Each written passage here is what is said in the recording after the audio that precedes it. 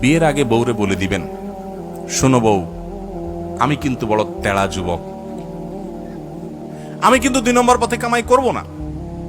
অতএব অন্য মানুষদের বউদের মতো সকাল বিকাল শাড়ি পাল্টাবা আর 3 পিস পাল্টাবা, মার্কেটে যায় কেনার পরে বলবা শুধু কার্ডের ঘষা দেন আর বিল দেওয়া হয়ে যাবে, এগুলো কিন্তু আমার দ্বারা হবে না।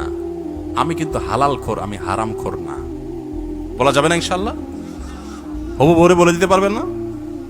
বেশিরভাগ ক্ষেত্রে দেখবেন ওই মেয়ে বলবে, আব্বু না, সমস্যা আছে ছেলের, কারণ তার দরকার কি? একটা চোর। তার দরকার একটা চোর, তার দরকার একটা ঘুষখোর, তার দরকার একটা দুর্নীতিবাজ, তার দরকার একটা টিন চোর, তার দরকার একটা গম চোর।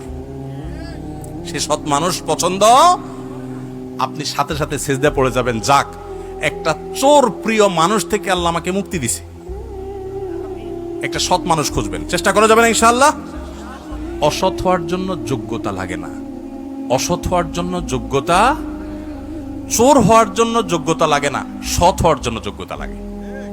সৎ হওয়ার জন্য মেরুদণ্ড শক্ত থাকতে হয়, হিম্মত থাকতে হয়, সৎসাহস থাকতে হয়। বাবাকে বলতে হয়, বাবা আমি চুরি করব না। তুমি অসন্তুষ্ট থাকতে পারো, বাবা আমি 2 নম্বর জিনিস তোমাকে খাওয়াবো না।